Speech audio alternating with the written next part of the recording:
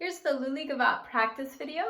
We're going to start with the shifting section in measure 22. The first thing that I want you to practice is shifting between the third finger and then using the open E in between into the first finger. Notice when we're shifting our entire hand together. So it's really just the elbow coming in and out. The fingers do not have to do anything. The wrist doesn't have to do anything. Fingers don't do anything. So everything just stays nice and relaxed. We can take the variation A rhythm,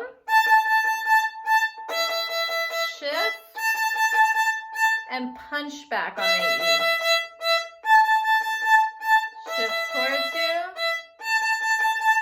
punch back. And you just practice that a lot of times. The second step would be to add the 4 notes before the shift. So, shift, do it again. So you repeat that slowly a lot of times. The notes for the next 4 notes would be A, 2 is B, far away, and close together is 3. So the far away note is a whole step away, whole step to B, and half step to C. So the last 4 notes in measure 22 would go like this. So you'd practice that. Now you can practice the beginning of the measure all the way to the end of the measure. You do that a lot of times. Okay, then the next measure you need to shift back. It's a G sharp followed by an F natural. Notice how I need to extend my 1 back. Once my 2 is down, I can extend it back. Do I use my wrist? No, I don't. I just use my finger to reach back. So I go. So the whole, starting at measure 22 would go like this.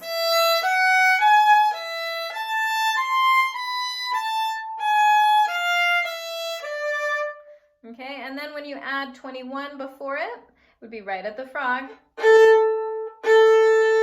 Make sure that you set and then pull. I'm really making sure that my arm is sinking in.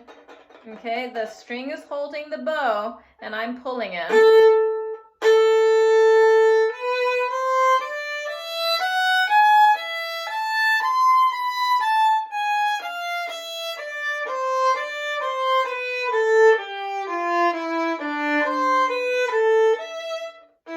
This is an octave.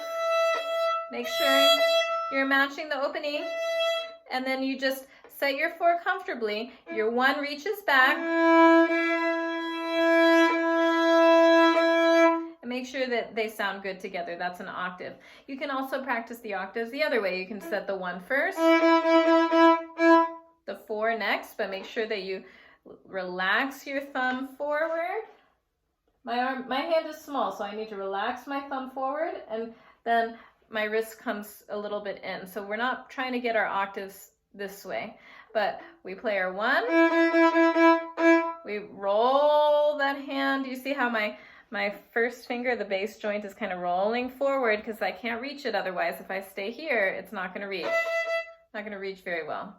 So I want to make sure that that 4 lands curved. Roll forward, okay? And then you can try together.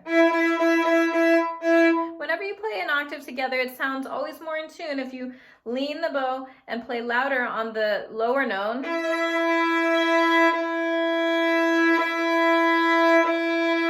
than if you play on the upper note. Always sounds better to play the lower note louder. And so those are the practice sections for Lully Gavotte.